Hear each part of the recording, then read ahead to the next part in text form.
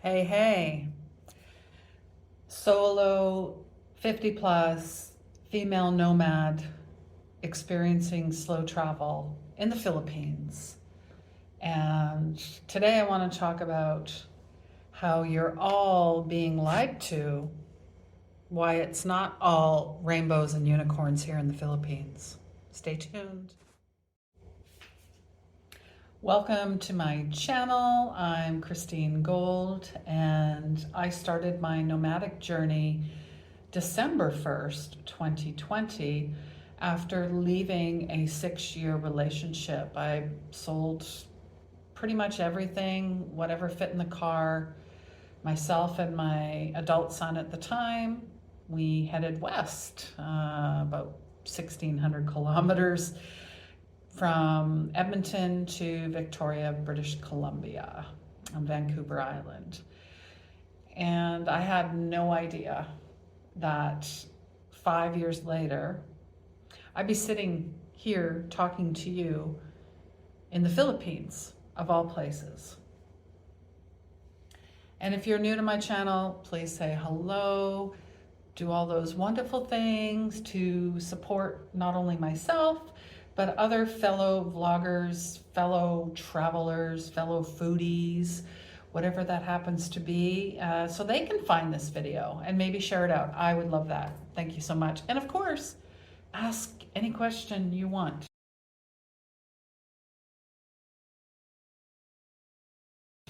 I'm sure you have questions, don't we all? I know I have so many.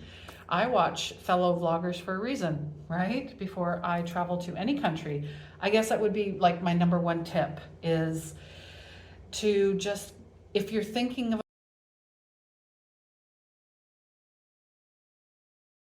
a place, it keeps coming up on your radar, I would advise you to do some research and look at the pros and the cons. I mean, there'll be pros and cons to any place that you go to. But it's really about the experience. It's really about expansion. It's really about growth, because if you're not growing, you're not thriving, you're not actually living, you're just existing. And I know so many people that are existing. In fact, I get comments or people saying, wow, you're so inspirational, you're so brave, you go and do things, and I just could never do. And I want to challenge you and ask why? Why would you say that? If anything, I want to inspire you to go do the thing. At any age, at any gender, at any socioeconomic circumstance. The only block is here in your mind. And 99% of your thoughts are bullshit. Okay? So let's get that out of the way. I do have another channel.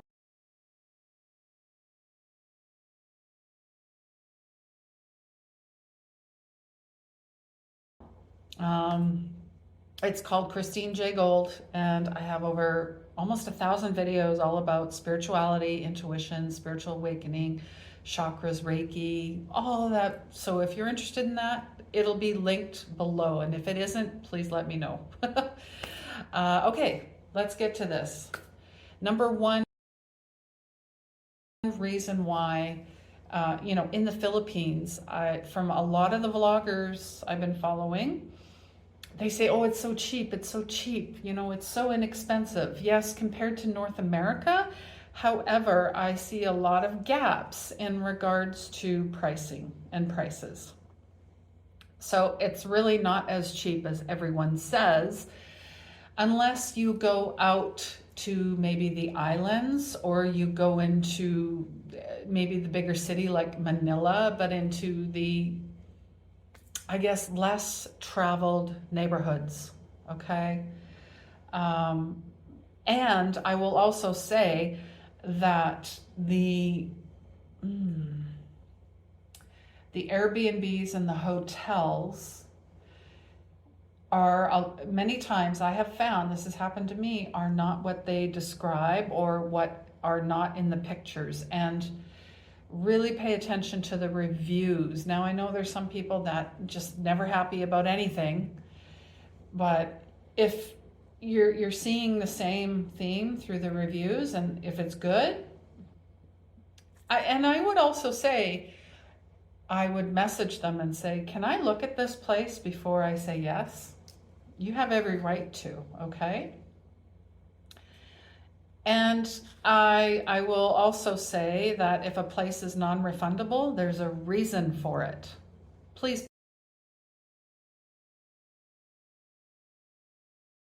pay attention to that. Airbnb is excellent. They will fix any issue you have and make sure you're happy. And most of the Airbnb owners want you to be happy, yes. However, Expedia, hotels.com, not so much. Let me tell you, they left me high and dry here in Philippines. I can talk about that more. Number two, there is a huge gap between the poor and the rich. And we're seeing this around the world. This is not something new, okay? But you see it so much here, where you're having miles and miles of massive shopping malls. And I believe a billionaire family, the Tsai family, own a majority of the malls here in Manila. In fact, I'm staying in Newport Boulevard. Go look it up. It's very close to the airport, like it's right across the street. It is the Las Vegas of Manila. Who knew? There's even Gordon Ramsay's restaurant, which sadly I cannot eat at because 99% of the menu items are meat, and I don't eat meat. So we'll get to that other part. So there's just a big disparity between the poor and the rich, and it breaks my heart because the people here are beautiful. The people here are so kind. I've been told the people forgive, especially with all the things that happen to the Filipinos, how they've been under a country's thumb for hundreds of years, starting with Spain. You know, these are things I didn't learn about in school, right? This is something I learned on a guru guide walking trip in the Chinatown, the original. This is the oldest Chinatown in the world, established in 1545, right? So I learned a lot. I have big respect for the Filipino people, big love. And when I come to countries that I'm traveling in, I just don't act like a typical tourist or foreigner. I get to know some of the local culture, the people, the language, right? It's about respect. And it starts with yourself, right? And it's about, you know, the Buddha. They're very much aligned with the Buddha traditions as well. You know, the light in me greets the light in you. We are one. We are one. Okay, number 3, the animals. Oh, that was a tough one. I have been a pet nomad, you know, caring for people's pets while they go on vacation or they're traveling.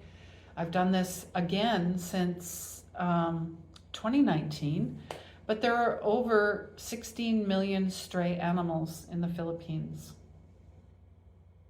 Skinny cats, one-eyed cats, dogs tied up, roosters, chickens tied up, you know, stuff like that. And I feel they're 25 years behind where we are in North America in terms they need the education, but they're coming around because there are animal rescues. I believe that it's called PAWS, the Filipinos Animal Welfare Society. Shout out to them. I did donate. Yes, because my first video, it was a short all about the animals in the Philippines and how it broke my heart. And of course, there's always one troll. There's always one that says, well, why don't you just start an animal sanctuary? Oh, you know what? I never thought of that. Thanks for sharing. Are you going to fund that? I actually replied back, are you going to fund that? Let's go. No reply. Crickets. Total shocker. Anyways, so they're the respect of the animal, because the animal, Mother Earth, people, we're all connected. We're all interconnected. There's no more disassociation. Okay? Number 4, the pace of life here. It's very busy, lots of traffic, very noisy, honking horns. Pedestrians, when you're crossing the street, you're taking the life into your own hands. So what did I do? I followed people. I followed locals. If they're crossing, it should be safe. Here I am. I'm still here. In fact, there are signs in the Greenbelt area, like Glorieta, that say, please yield to pedestrians. Yes. But the pace of life, I think the biggest thing I've learned here is patience, smiling, body language. Just go with the flow, learn to let go a little bit more. Number 5, this one might be controversial. How I feel I'm discriminated against. And you know what? Discrimination knows no color, no religion, I get it. Seeing a 6-foot blonde, like a white person coming in, foreigner, tourist, I do understand. I empathize, I do. It breaks my heart, especially today. Today was 4 years ago, I was viewing my mother. She passed a week before that in her coffin. It was a coffin, it was an open coffin burial. So yeah, anyways, now I know how other people feel when they've been discriminated against, persecuted, killed, whatever it was. I get it, I do. Number 6, the vegan, the veggie, I'm whole food plant-based, although I've kind of have a little bit of dairy here and there, so I guess I'm veggie, even though I confuse people because I don't eat eggs. Anyways, quite difficult here. Everything is barbecued, everything is pork, fish, you name it, meat. Meat is a staple in this country. Although they have a plethora of fruits and vegetables, you typically see meat. So maybe, I guess you'd call it keto. It's been challenging, but it's also been fun. So I've been using like Happy Cow app, and Google has been very good at looking up places that are veggie friendly, which I appreciate. And I was actually at a local Filipino restaurant, can't remember the name right now. It was in the Lucky Chinatown Mall. Excellent food. Like they had this curry, tofu, green bean, bok choy on rice. Oh, it was delicious. So much so I couldn't eat anything else. And I wanted to try the ice cream here. No, wasn't happening. Number 7, the islands versus the big city. And everyone's like, why didn't you go to the islands? Why didn't you go to Cebu or Palawan or, the other places outside of Manila? Well, there were a couple reasons. There was Lapu-Lapu was very busy. There weren't many places I could book in. I didn't have time to go local because when I spend more time with slow travel, at least a month, I'll come in and talk to the locals and they'll show me and tell me where all the best places are to stay.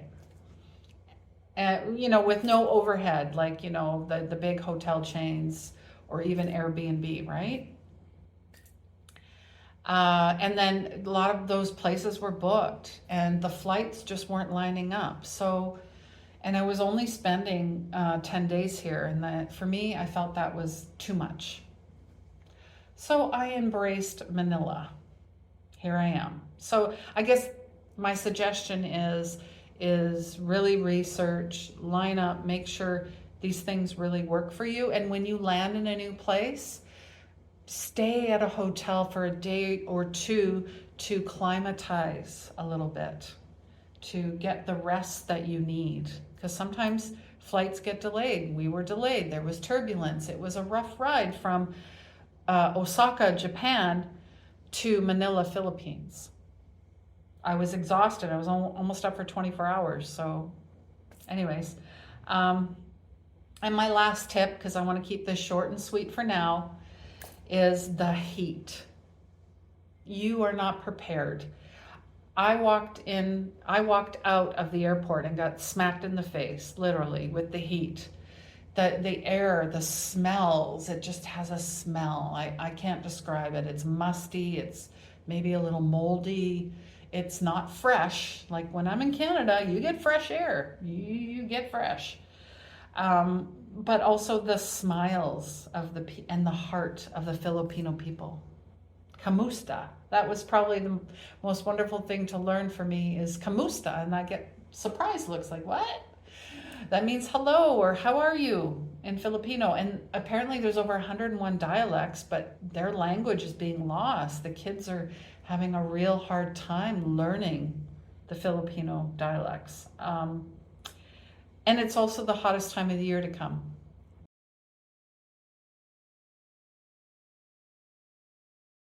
Here I am. Don't I always, like pretty much every day is 32 degrees Celsius. With the humidity, it's closer to 45, 50, depending on what's going on. And I was so close to cutting my hair, like just shaving my head and becoming a Buddha. Your hair looks like this when you go out, and then when you come back, it is soaked, just, wet. So be prepared to get used to that type of temperature. This is not Mexico temperature. This is not even South America temperature. This is the real deal. Like, this is humidity. And if you're not used to it, I've been to Ontario. I know what that's like too. This is not even close, okay? So, wow, thank you. This is my first video on my new channel. I don't even know the name yet. Maybe it'll be there when you're watching this. I'm letting it come to me, but I wanted to record this now while it was fresh. If you enjoyed this, do all those wonderful things. Ask your questions, comments, share.